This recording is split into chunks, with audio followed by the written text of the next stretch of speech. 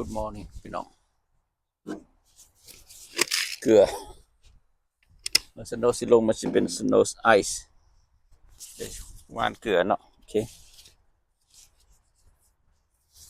บ้านเขาอยู่สูงอยู่ดอยบ้านเนินสูงหมดสันสันเอาเกลือหวยก่อนพี่น้องเลยติดตามกันเด้อเกลือ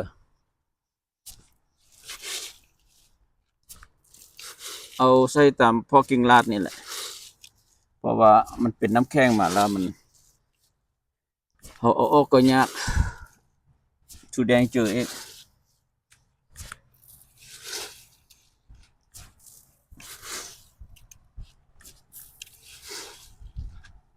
ใส่ส่วนลายรถเขาขึ้นมาใส่ทางรถขึ้นนำ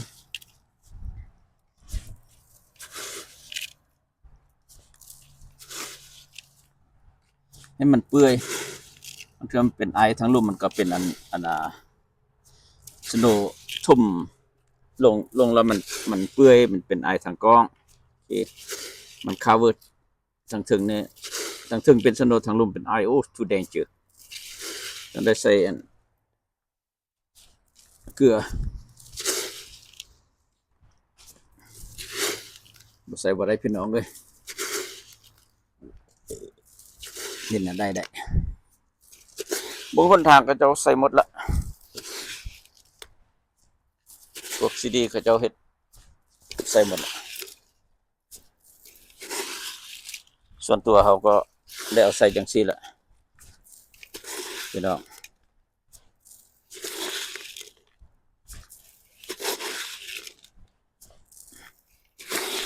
ซื้อเกลือมาซ่องสอบหนึ่งหมดแล้วแต่ปีแล้วละสั่นซะซ้ำอีกปีนี้หน่อยนึง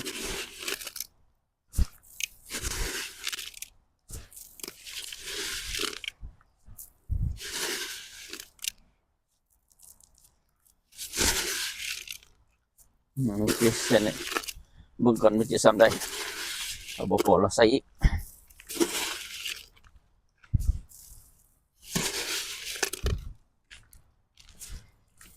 เข้าห้องไอซ์เมียถึงใส่เกลือเปื่อยเนาะโอเค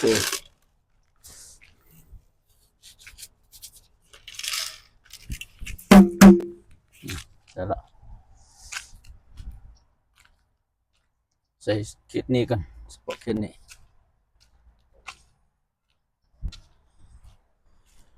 โอเค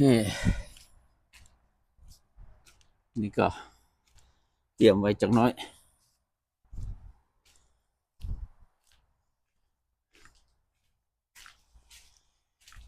เบิ่งเหือนี่ต้องได้เอาเข้าอีกนั่นนี่โอ้บ่ได้เดี๋ยวเหือเข้าอีกมันตกลงมาแล้วมันท่วมเหือมันนั่นเป็นฝนเป็นยังมาคือเปียกเป็นน้ำแข็งหมดแล้วเอาเข้าจำจนนี่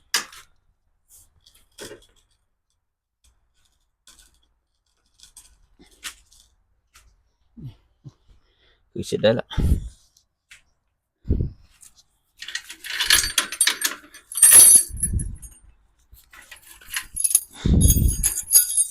เสือมันใส่มันนั่นใส่ดินล็อกไว้โอเคพี่น้องเอ้ยนี่ปัญหาต้องแก้ไขก็เตรียมพร้อมเสมออย่าเพ้อหลับ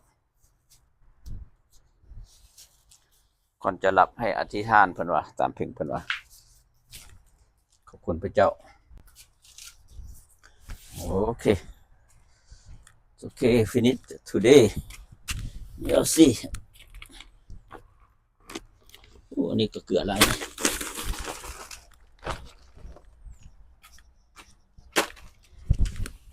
เกลือมันเปื่อยอยู่นี่บอกเสียดายมัน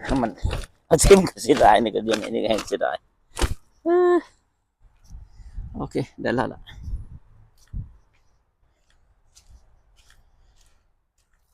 Alright,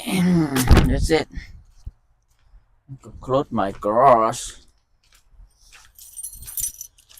ปิดประตูกลางมุ้ง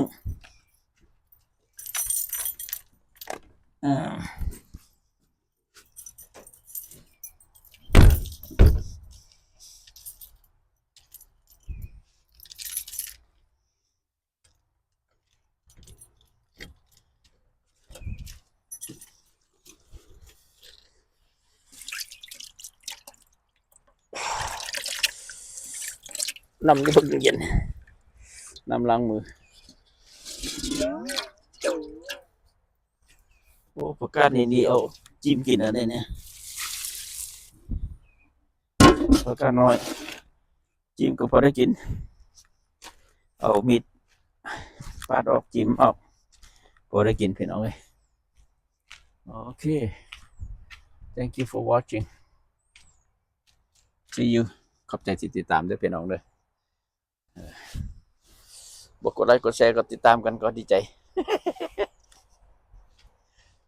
บาย